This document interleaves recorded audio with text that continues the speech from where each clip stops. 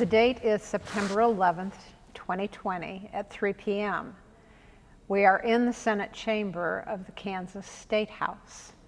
I am Patty Clark, and I will be interviewing Marge Petty, former state senator representing Senate District 18.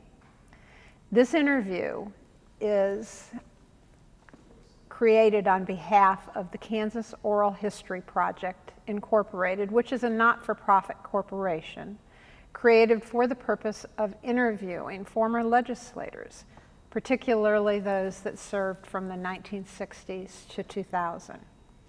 These interviews will be made accessible for researching and for educational purposes. These interviews are funded in part by a grant from the Kansas Humanities Council. The audio and video portion is being operated by Dave Heineman. Marge Petty first served as an elected official on the Topeka City Council from 1985 to 1989, including as deputy mayor. In 1989, she was elected to the Kansas Senate and served as a citizen legislature until 2001. We'll explore her time as an elected official a little bit later in the interview, but first, Marge, let's talk a little bit about your background. Where were you born? Where were you raised? What's your educational background? A little bit about yourself. Okay. Well, I was actually born in Indiana, and when I was living in Topeka, what I learned was that I was actually conceived in Topeka. And I had not known that, but my father was at Forbes Field, head supply officer at Forbes Field, and he and my mother lived here and then moved to Indiana, which is where I was born. So I grew up and was educated in Texas, grew up in Midland, and educated in the DFW area at TCU, Texas Christian University. I moved to Chicago and then came to Topeka from Chicago, and then rediscovered my roots, which was very exciting. That happened when I threw a 40th birthday party right after I'd been elected to the Topeka City Council. And my mother it was at the Jayhawk Hotel, and my mother looked around and she said, "I've been here before." I said, "Really?" And it turned out that they had been in officers, it was where the officers used to come, at the Jayhawk Hotel. So anyway, it was a great discovery, and then I ran for city council after I'd lived in Topeka for 15 years, and that was a terrific opportunity, and learned from there the value really of a bipartisan or nonpartisan opportunity. So talk a little bit about your family, a little bit more about your family. Were they involved politically or public service? And when did you become interested in public service? Well, I think probably growing up, I had 3 siblings. Probably growing up, I was the more vocal, activist kid. And my dad was a Republican oil man. My mother grew up in Chicago, and her dad was head of member of the electrical union, and did all the electrical work for the Catholic diocese in Chicago.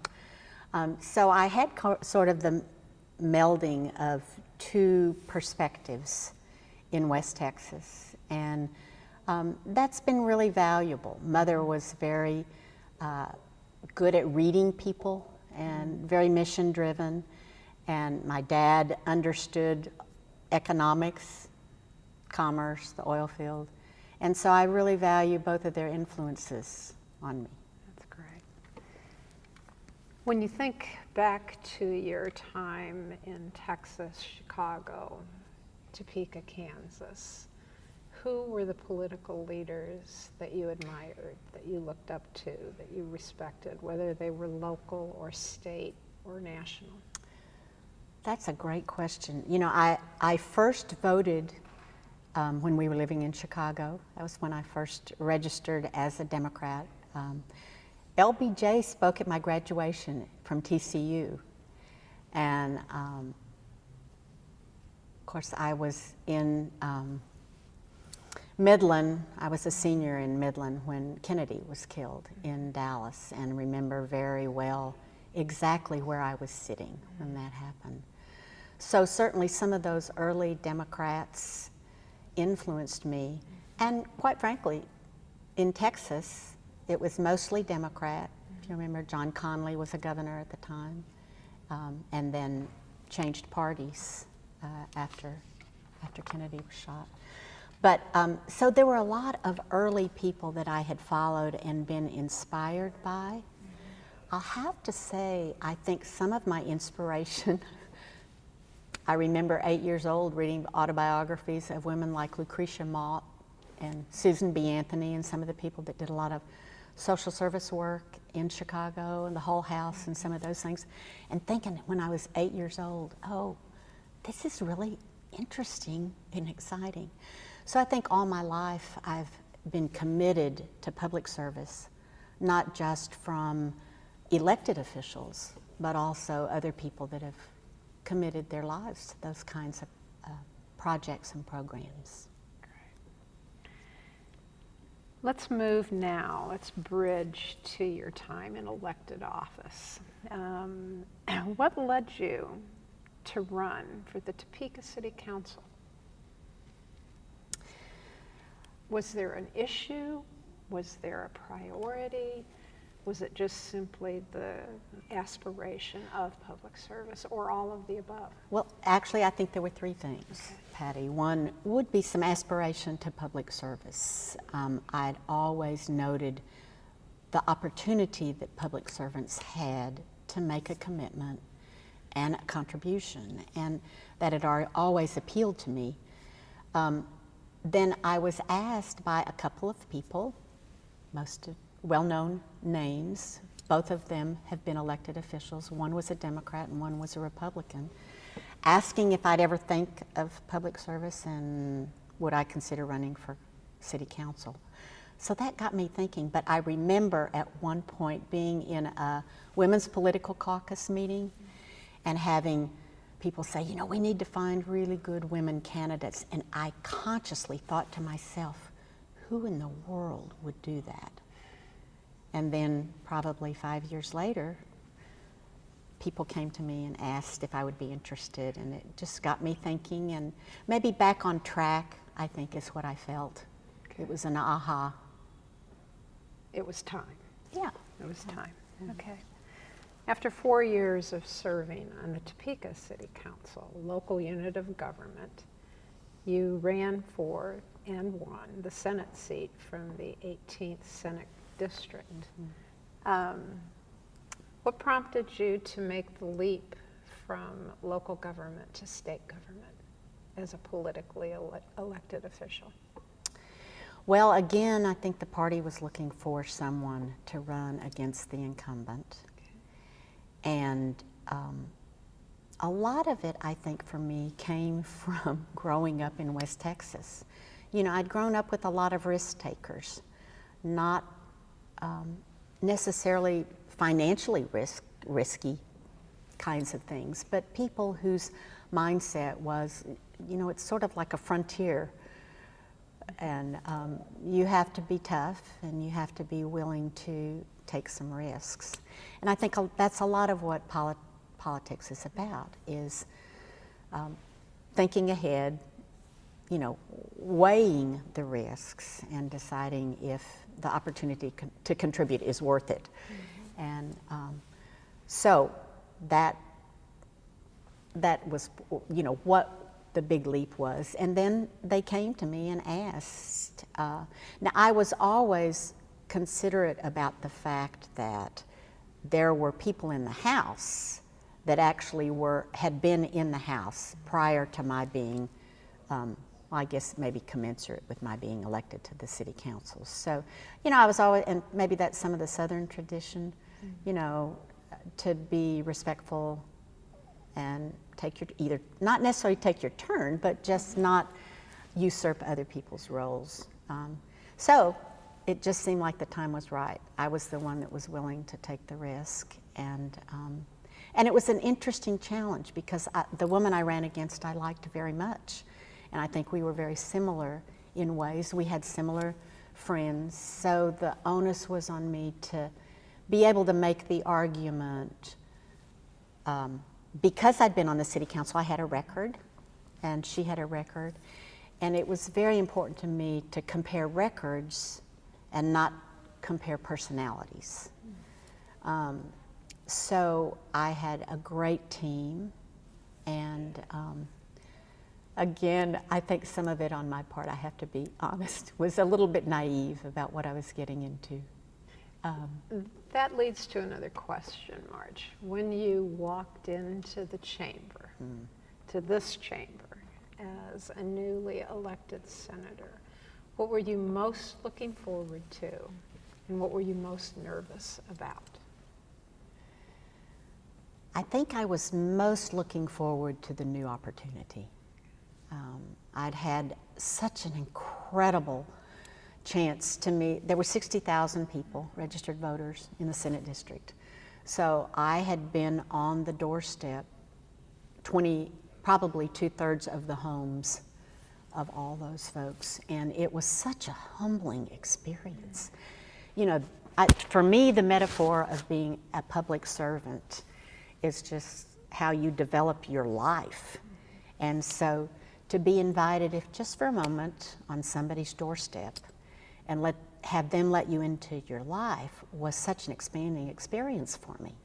You know, I realized how much of a smaller box I lived in until the opportunity. And this district was very diverse. It was very rural. There were some really low-income areas, very high-income areas. So it was interesting to be able to be truly exposed, hear people's stories. I remember one person invited me in. I was trying to register her to vote, and she said, honey, and she was just recovering from surgery, honey, I haven't voted since John Kennedy was killed. Well, I mean, this is 1989. And I sat with her at the kitchen table, and I registered her to vote. Now, I have no idea whether she voted for me or not, but I felt like that was a real accomplishment. Mm-hmm.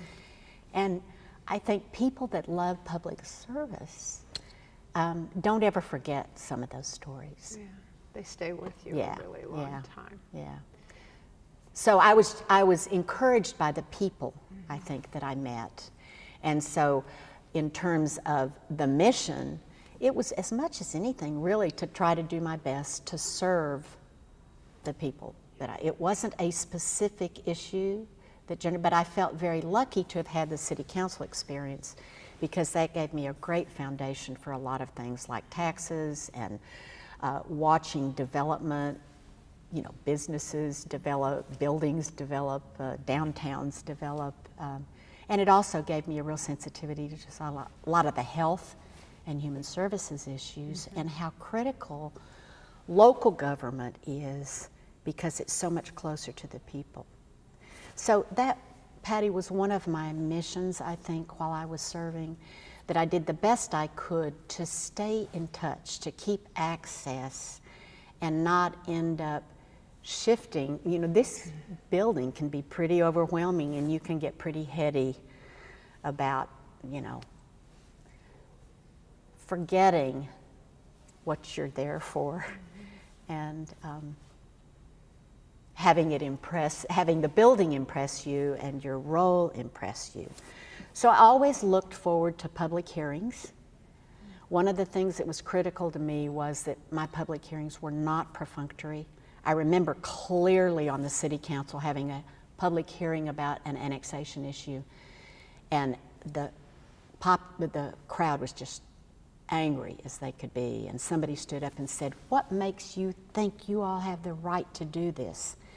And I remember the mayor at the time saying, "Well, statute, KSA, blah, blah," and it was quoting statute, which was not the point of the question at all.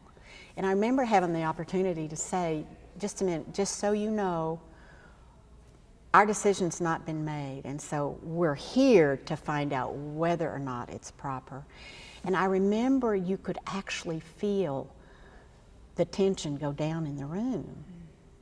And that is what's important to me about public service, is that you don't separate yourself from the public, and you're always accessible. Let's talk a little bit more about the issues of the time in the 12 years of service in the Senate. What were some of the marked issues? Where did you align on those issues? How did you navigate the differing perspectives and opinions and actions to get to the point of good public policy? Big question. Well, I was very lucky. The year that I was elected, there was a large influx of new people. And so about 25% of the Senate was female. And it was closer in number in terms of the parties. I think those two elements, and the third thing was, we had a couple of leaders, the majority and the minority leader were good friends. And they were very collegial, and they were very civil. They were gentlemen. And they set the tone. I can remember clearly, I can even remember the dress I had on when I walked in to the chambers. And the spirit really in the chamber was a very respectful and collegial group. And I think that was a huge impact on setting the tone for the next 4 years. Now, the issues were in the context of that kind of climate. But I felt like I can name you right now, by name, most of the members that I served with. And I have some funny stories about running into them later, you know, in life. But so issues like, for example, KPERS would be a perfect example of the KPERS became a bipartisan, collaborative issue. I had learned about the problem while I was in law school, and one of the people that I was doing estates and trusts with was a CPA. She was going for her law degree, and the other person had been a journalist in Kansas City and was going to law school. And here we were in estates and trusts, and we got to talking about investments and all the CPA's husband was a teacher, and he was a member of KPERS.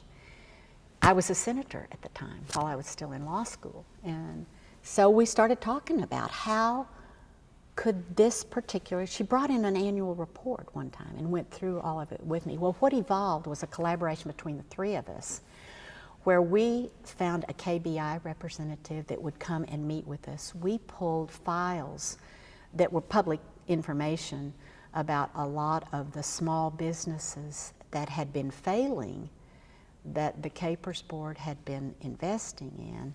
And that was right on the crest of some of the federal investigation that was going on with Frank Morgan in Kansas City, home savings, and $65 million that was put into his bank in order to offset some of the losses of other, well, I had two great people who understood all the level of detail and some history behind it. And I had the access. And so what was also interesting to me, and this is part of the legislative process that people will understand, you know, I was a new kid on the block. You know, I hadn't proved myself. Tackling a pretty big issue. Exactly. I had not proven myself. So I partnered with a fellow from Southeast Kansas who was also new, but he was an older guy. And he was, you know, had developed some reputation. And so he and I sponsored some legislation. And right on the heels of that, then the other party came out with some legislation and appointed a committee. Well, I did not get appointed on the committee. Now, I had a notebook this thick because my law training had taught me you don't ask the questions until you know all the answers. So I had all the answers in this notebook, and I met with the executive director for KPERS with my senator friend that was partnering with me now. And the executive director said, "Oh, I've just been worried about this. I've been wondering when somebody would finally ask about this." But he was white, basically. So we had all the answers. They appointed an investigative committee, and I was not appointed. And my friend from Southeast Kansas said, "I'm not going to do this unless Marge Petty is also on the committee." So I was the only woman serving on that committee, and I was the only freshman, probably. Well, no, Dick Rock was the other freshman, and he was my partner in crime on this. So that was really a great introduction. And Went Winter chaired the committee. I mean, and we were so intent on solving this problem, making it more transparent, and not creating the rift that had occurred in people that were accessing money easily and not being held accountable. I remember Meredith Williams at the time, who was head of the audit committee, said, "Oh my gosh, I'm so glad that you have somebody has finally raised these questions." Now, the idea was great to begin with, but what happened over time was that people didn't do the due diligence and didn't pay close attention, so that it was the venture capital investment that it should have been originally. So conceptually, it was a great idea, but it had just gotten misused. So that was a great introduction as a freshman, because it was truly bipartisan. And then they appointed House members, served with some great people that really were diligent. Another one of the issues that was, of course, very impactful that first 4 years was the education funding in '92. And Nancy Parrish sat right behind me. She was a wonderful mentor, and that was an incredible opportunity. But what made a big difference was you had the House that was balancing the Senate in terms of parties, and so you also had a Senate where the numbers were close. So all this was, I think, feeding into better public policy, because you were not leaving segments out. You weren't leaving segments of the population out, nor were you leaving segments of the legislature out. Marge, talk a little bit about how that early experience in process, in collaboration, in bipartisan work served you for the remainder of your term as senator until 2001. Well, some of that climate began to change. Okay. And I have to say that the memory of that first 4 years, maybe often 6 years, was very helpful through that time.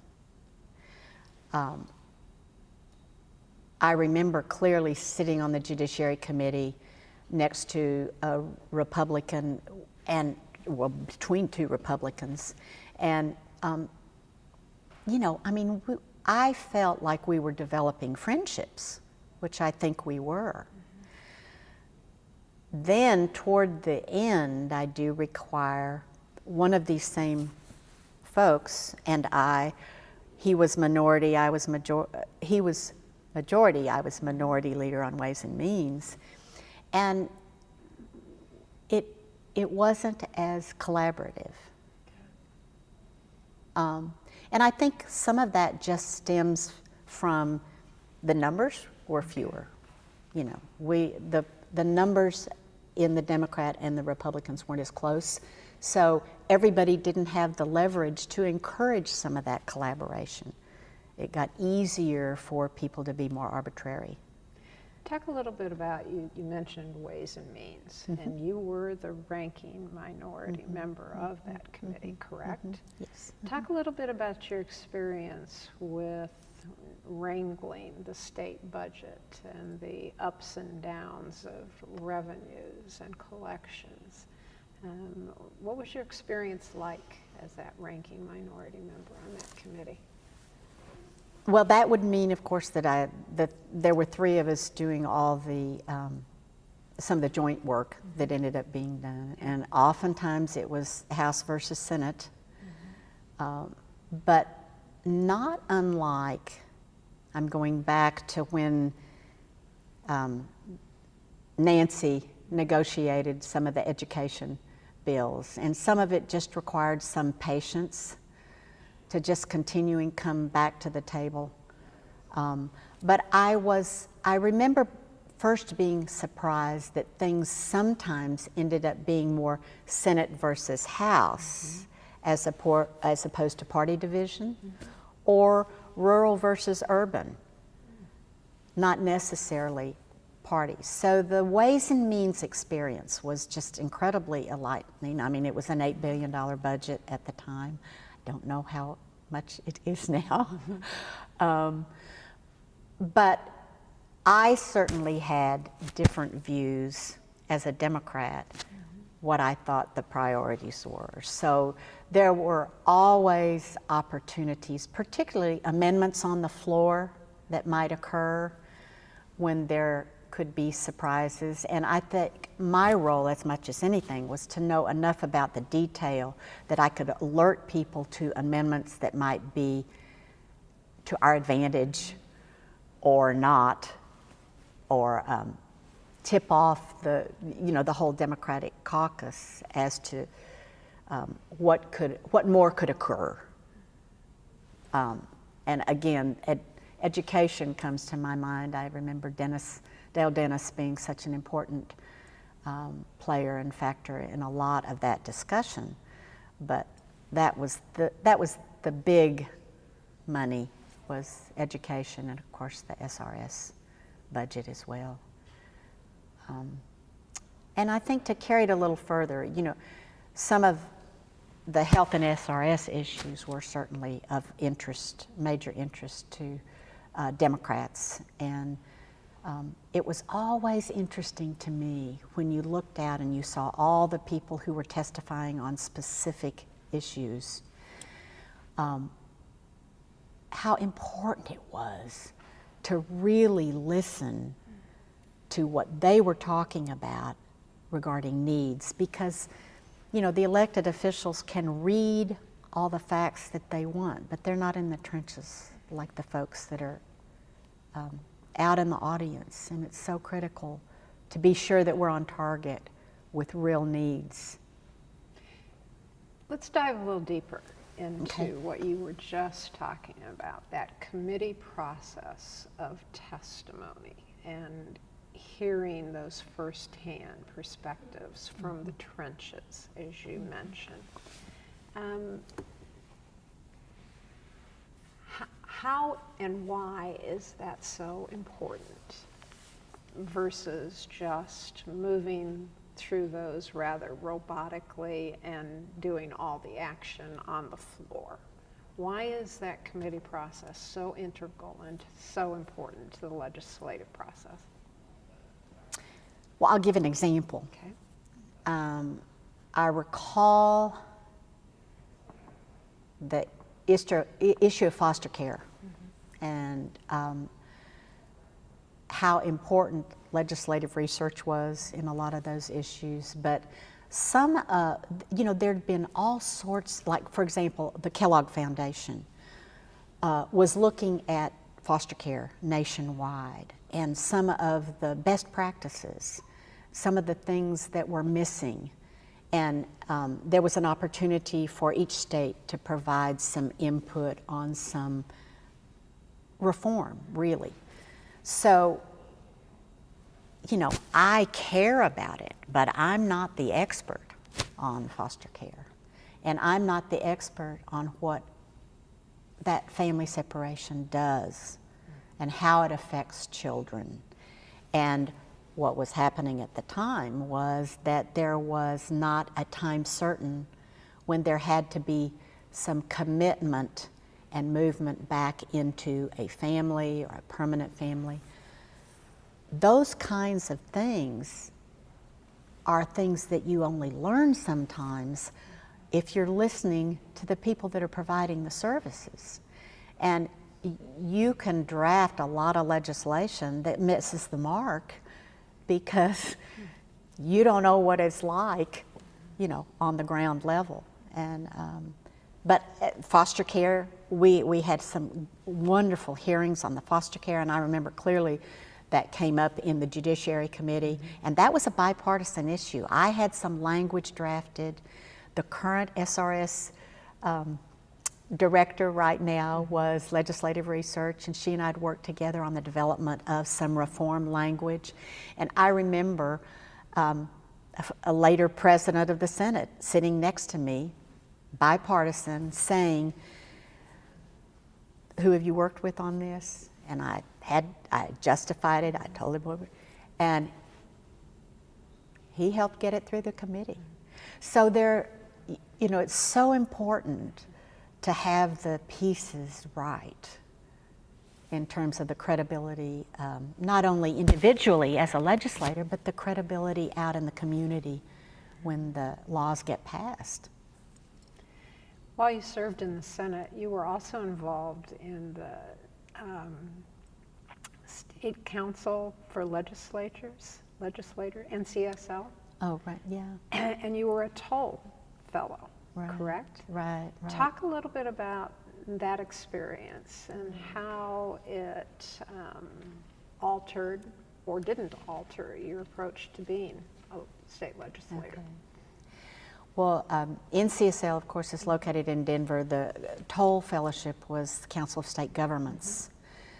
Their focus is a little bit more focused on states' rights and so forth. So that opportunity gave me, in fact, I made some great friends that I am still in touch with in New Mexico, in Wisconsin, that opportunity to hear best practices, what other states are doing, some of the mistakes that they made that you can prevent because you can say, no, you know, there's probably a better way to do this because so-and-so made some earlier mistakes. So that was another broadening experience that probably was at the other end of the spectrum. When I mentioned the broadening experience of being on the front doorstep, that was in the opposite direction with people who had a lot of experience and were respected for the contributions they had made in the legislature. So that was just wonderful. The NCSL ended up being an international experience, which was even more amazing. One of the common threads I'm hearing you speak to in all of these experiences, that of relationships. And that the work is built on relational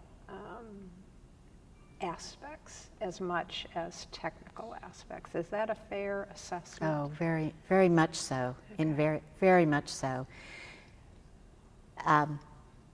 In fact, two favorite stories. Probably 2 years ago, I was at a basketball game, turned around, and I hope it's all right to mention names. Okay. Turned around, and in 45,000 people, I'm sitting right in front of Dave Kerr.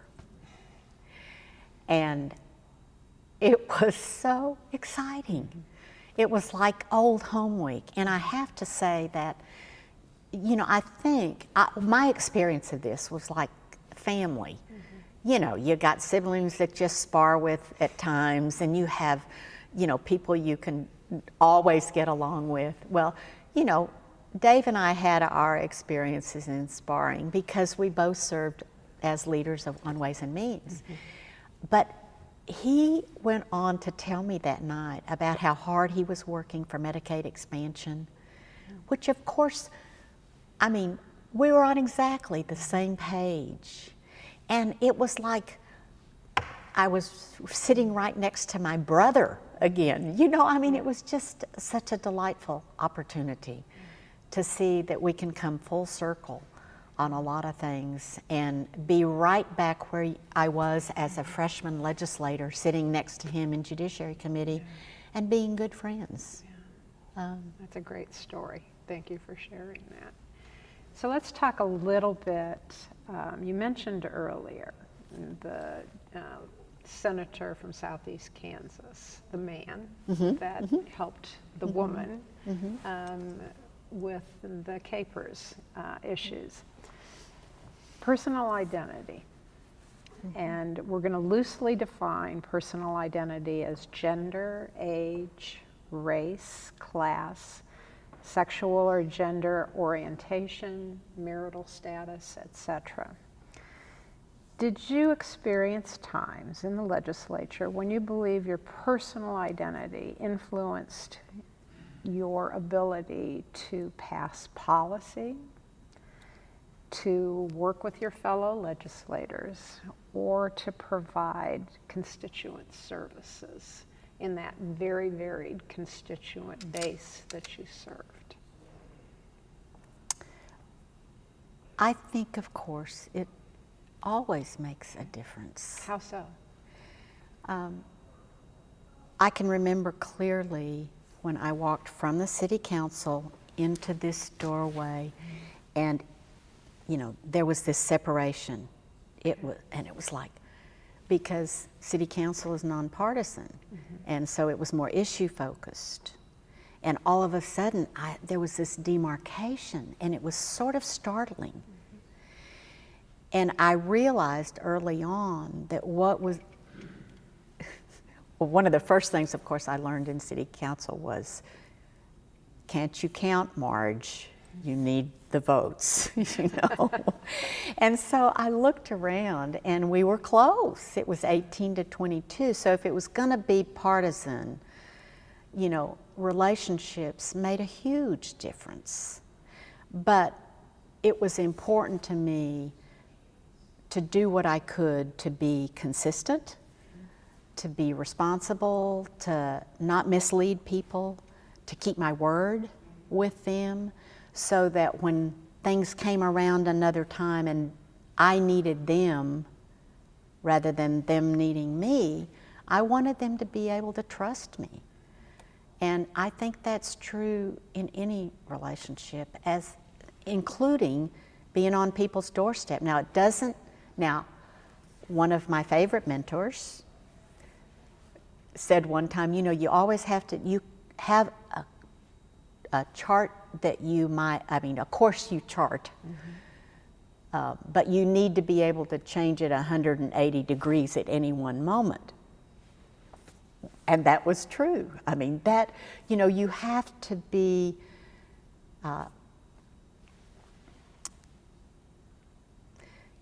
true to yourself. So I think probably maybe a better answer to your question, Patty, would be that I think two most important things in a legislator is to define themselves, what the space is in their boundaries, and secondly, to stay connected. So that's, I think, I have to say, that was my experience in the Senate.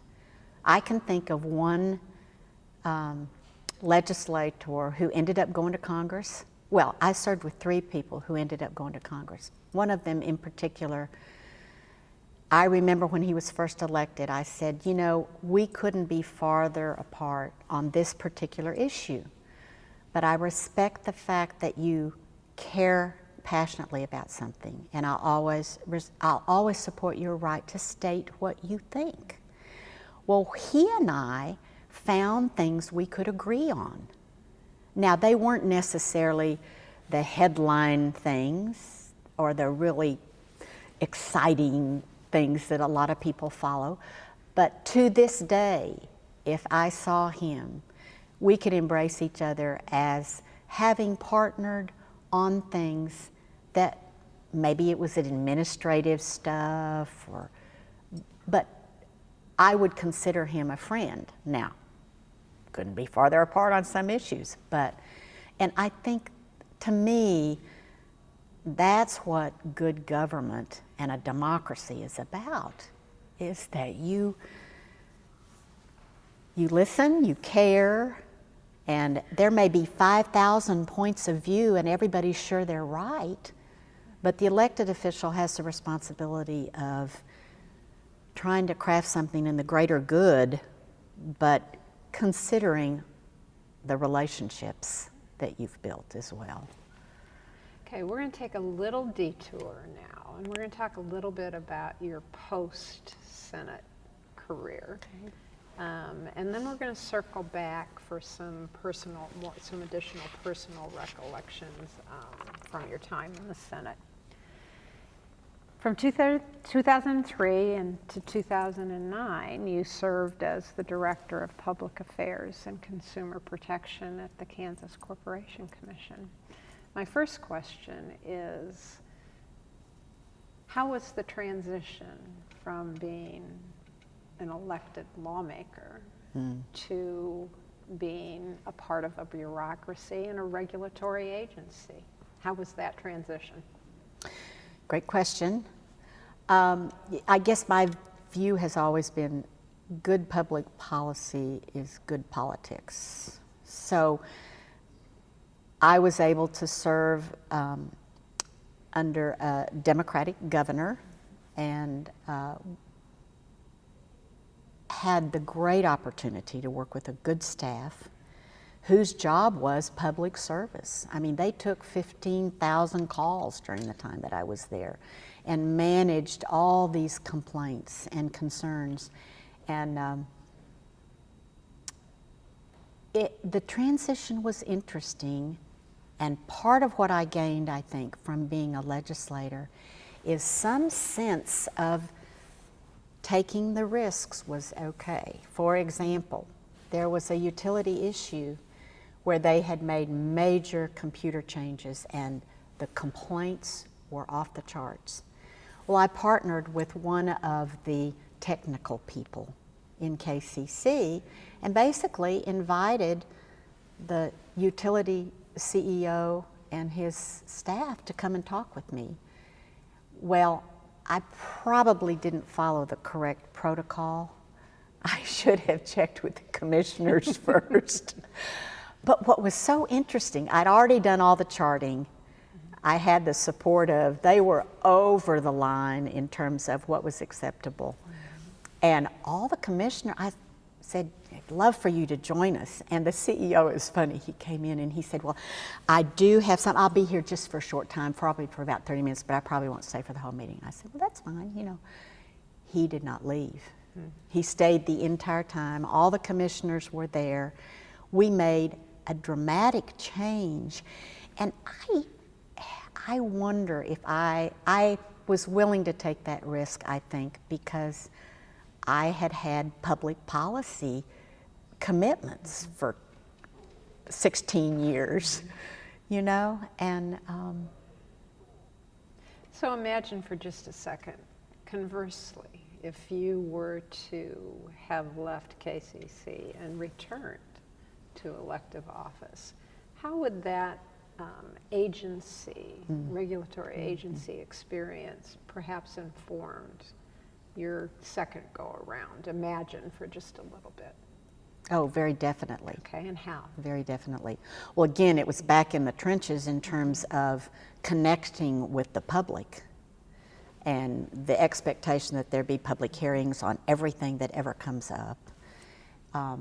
So that was something I embraced, but it gave me another 6 years to really sit in that space and probably advocate even more so for maintaining access, and that those kinds of opportunities should not be perfunctory, but they need to be real. Okay. So you also spent a good part of your career in health advocacy. And talk a little bit about the positions that you held in the Department of Health and Human Services, and talk a little bit about what you learned from them, lessons you can share with the audience that's going to be reviewing and listening to these recordings? Okay. Well, I had the great opportunity when Obama was elected that I was interested. I was working certainly at the KCC at the time, and I was working for Governor Sebelius. And I knew the time would be limited, and so I needed to. I had been keeping my ears open for a long time, and when he was elected, I inquired of the governor, who at the time was governor. I said, I'm interested in pursuing this. I'd gotten the plum book, as they refer to it, to find out what might be available because I was interested in going back to Texas. I still had family there, and my kids had grown, and it was another opportunity. And I had lots of friends and a very, very close dear friend. So I said, how do I do this? Well, nobody had a blueprint, so that was so interesting to me.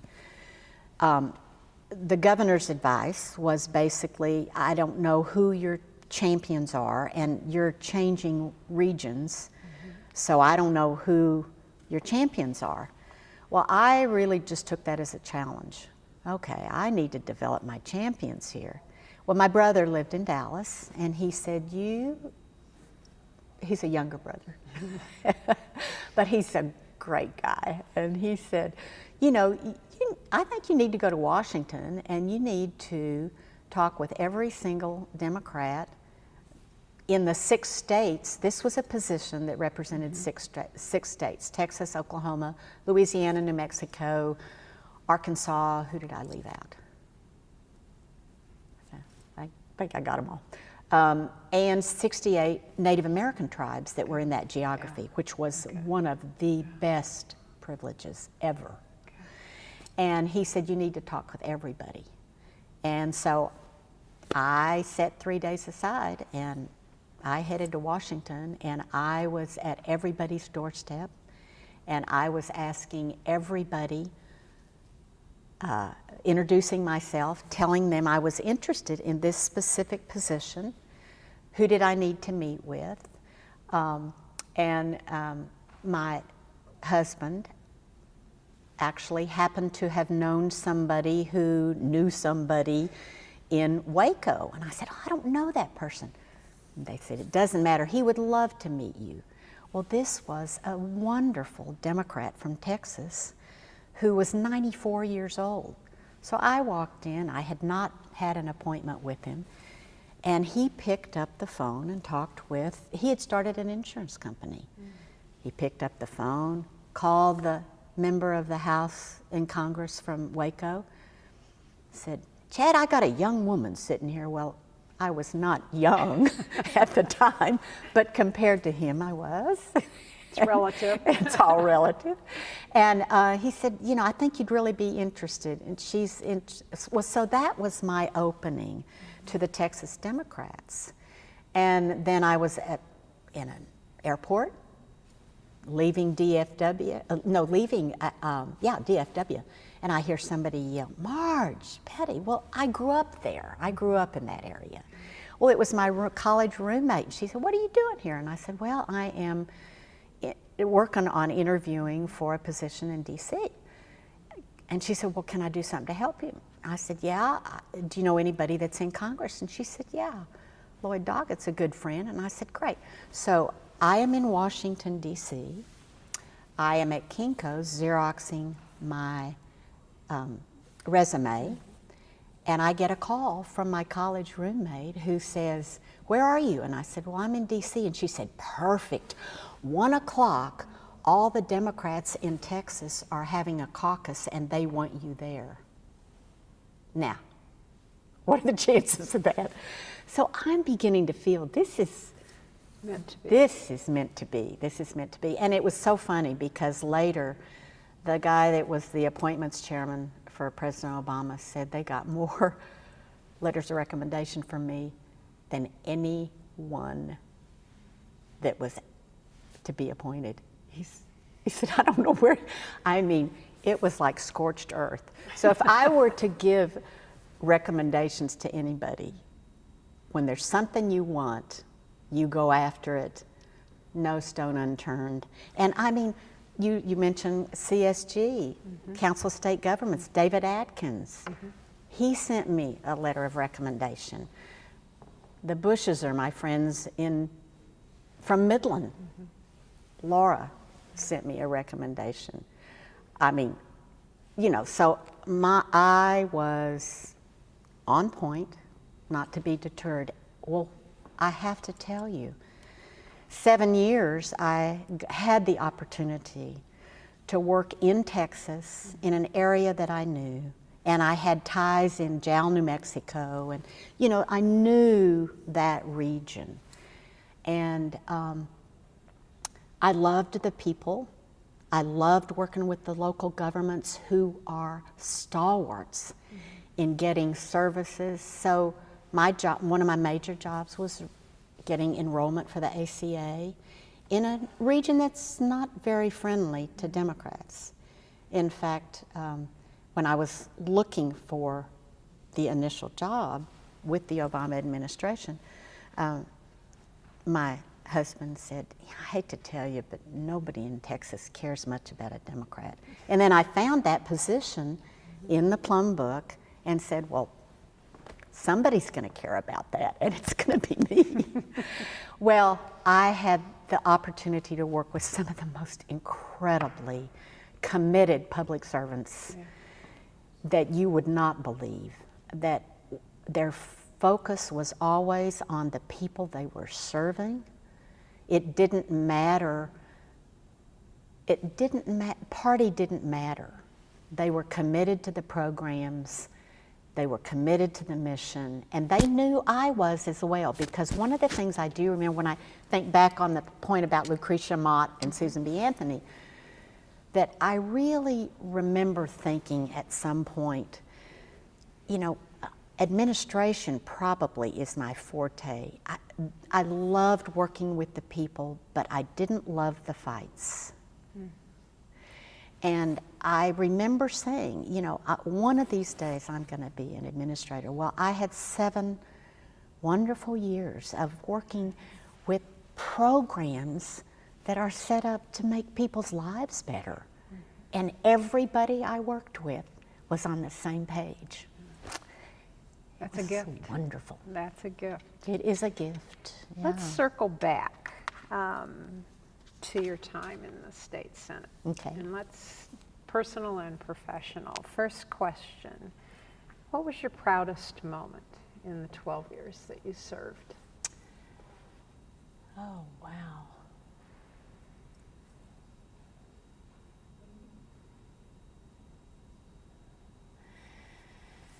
You know, I think one of my, it wasn't necessarily a vote. One of my proudest moments was the relationship that I had with Rick Gooch. Okay. Who is a legislator from? He was a senator from Wichita. Wichita. Uh-huh. An amazing man, very humble. You would never guess my guess is he could probably have bought everybody in the Senate. I mean, never once talked about himself. He was really the conscience of the Senate, I think. I mean, he would remind people about, he'd owned a bank and he had flown planes for the CEO of, you know, one of the airplane entities in Wichita. He'd started a job training program. He'd done some remarkable things. And I think one of the things that just came to mind when you said that was conversations that he had that I knew he trusted me. That's great. It's not necessarily what you do, but the relationships that you build. So how did you balance life as a state senator with all the demands of mother and wife. You know, it's tough during the 90-day session. Those days are long and very, very busy. But you're also having weekends and evenings out of session where you're meeting with your constituents. How did you balance all of that? Well, it was not easy. I mean, it becomes something that becomes part of the family, I think. I mean, I can remember my kids recognizing some constituent voice and saying, "Mom, it's so-and-so again."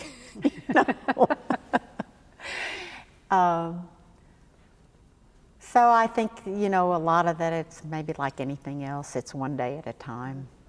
You know, what's the next best step at hand? Do what you have to do. What's the priority today? You know, yeah. Do your children have any desire to be in public service? Are they in public service? They are not in public service, but they are very passionate about their views. And I have to say that I've raised two really good Democrats. Okay, very good. You know, you mentioned very early in the interview, and then again when we were talking about your transition from the City Council to the State Senate, the apolitical, non-political environment of the City Council versus a more political environment. Talk a little bit about how you made that transition, assuming that, you know, that first experience at the City Council really helped inform the State Senate experience. Talk a little bit about that. Well, it helped inform the Senate experience because I had a comfort level with a lot of issues. And as much as anything, I also had a comfort level in watching how these things progress. Okay.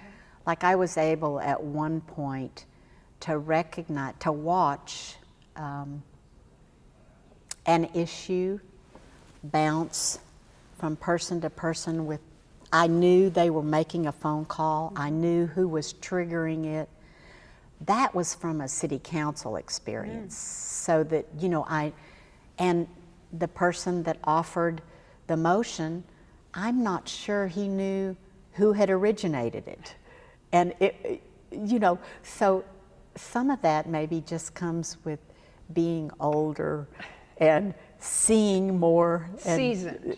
you know, just being able to observe, you know, and watch. So that was always helpful, I think. Okay. And I think that there are ways when you can find agreement that aren't partisan issues, particularly if you've got some numbers that it's a more democratic process. I mean, if I think of the passing of the education bill that's in existence today, I mean, that was, I think, an incredible. Talk a little bit more about that one very, very critical issue in the state of Kansas, and how far apart initially the positions were. What was, you know, the position, what were those very distant positions, and how did they come together to compromise? Well, education funding, of course, was on the table. And there was disparity in terms of the school districts and the amount that was available to each one of them. And so there'd been a formula, and I think it was Dale Dennis that said, any formula will work, you've just got to fund it. That's an But interesting statement. so what evolved was you had rural versus urban. Okay. Many of the urban areas had special ed needs that, were again separate, but the numbers were larger. In some of the rural area, you had a higher number of people that had school and reduced lunch. So all these things were colliding, but there was disparity in terms of the funding. And so what evolved, and because the Senate was 18 to 22, the House was Democrat and the Senate was Republican, there was a lot of movement that was going on and a lot of negotiation. And I mean, I know you're going to be talking with Nancy. I give Nancy the credit because I've never seen anybody, it was such a privilege to watch her work. And I think she had the kind of respect in this whole body that was separate from partisanship, that she continued to go back to the table. I think it was 8 different times trying to find something that was going to work, but that was going to be fair to those underserved school districts and, not lose. I mean, it was just remarkable. And it went on and on. You thought it was never going to end, and yet she never got upset. She kept coming back. And, finally there was agreement. But Patty, I believe a lot of it was because it was really a democratic process at work because of the numbers and the balance, and everybody knew they had to give something. A couple more questions before we end the interview. One is, you've had a rather distinguished and diverse career, from being a locally elected official, state senator. You've worked for a federal agency. You've worked for a state regulatory agency. You are now chair of the board of directors of Delta Dental. So you've got some private sector experience as well. Will you ever consider running for public office again, amalgamating all of that experience?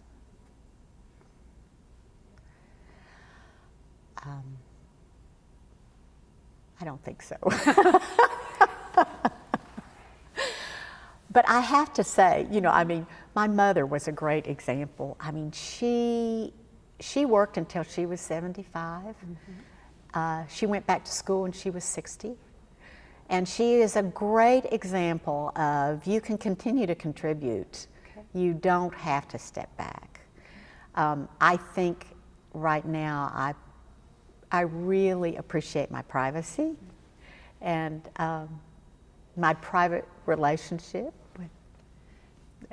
So what advice would you give to those, particularly women, who might be interested in running for public office? What would you tell them to pave their way a bit, make the road a little less rock strewn?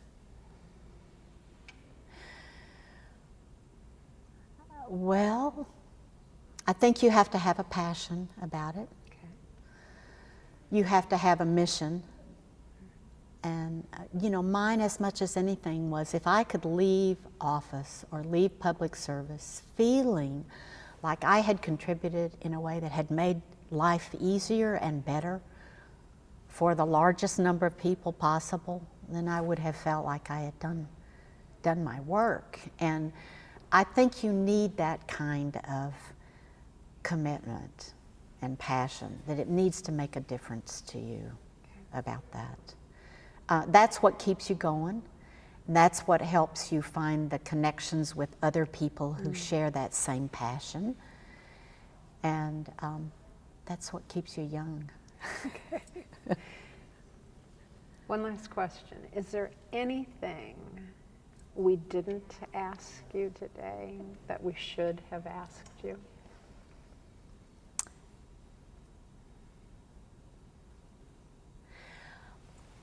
Maybe if I had it to do over again, would I do anything differently. Okay. So And answer your own question. I have to say no. I have to say no. I'll tell you, one of my best lessons was losing the Senate race. Okay. And I didn't work hard enough. So I take full responsibility for that. You know, I think in anything we do, there's kind of two parallel things, two parallel issues. One is the process, and the other piece has to do with facts or issues or whatever. And, you know, they got to collide. They've got, you know. So I think that there are many things that I am so grateful for and feel so privileged to have had the opportunity to serve. And I think maybe it was time for me to take on another role and do something different. And I have to say, I think the other thing that I'd like to just mention is that I had a wonderful opportunity to come again full circle, like I did with Dave Kerr, with the woman that I beat for Senate. And she was in Dallas, and it was a meeting in Washburn. I represented Washburn. And I thought, oh golly, I haven't seen her, and I know I'm gonna run into her. And what was interesting when I was serving was that there was still a lot of anger in the body, I think, that I beat her. Because she was lovely. I loved her. I liked her very much. I happened to feel like my issues were closer to the district, and that I needed to to give people a reason to replace her, but I didn't want to do it by negating her. I wanted to do it by comparing my city council record and her record and so forth. So here I am at this meeting, and there she is, and it was the greatest meeting.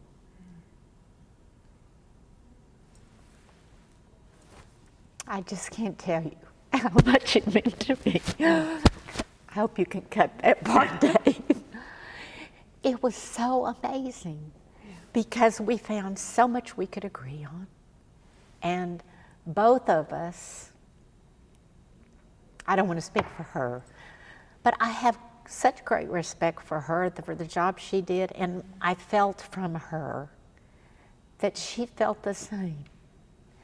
And we had experienced so many of the same ups and downs that you do going through a family setting like that can get so intense and at times so mean. And it just was this great coming full circle, and I'm just very grateful for that. Marge, thank you for being a part of this project, for sharing your perspective, your history, your wonderful stories about your public service. Well, it was Are there any final thoughts you want to leave with the audience that's going to be viewing these videos, these messages? Well, I think two things. If there are people out there that want to run for office, which I hope there will be, I think it was key to me to remember two things. That it was my journey, not someone else's. Nobody owed me anything. I needed to want it badly enough to make it happen. But you can never do it alone. So you have to be truly grateful to everybody who steps up to help and is part of the gift, and you owe a lot back because of that. So that would be something, but I am encouraged by, I think, many of the younger generation that I see stepping forward, so bright, so energetic, new ideas. And I am glad that I don't hear myself saying, we've already tried that. You know, I'm so glad that they're doing new things and that they're willing to take the risks. Well, thank you very, very much on You are behalf very of the welcome. project and on behalf of Kansas for your leadership and your service. Well, you We are appreciate very, it. it's been a wonderful life, as Jimmy Stewart would say.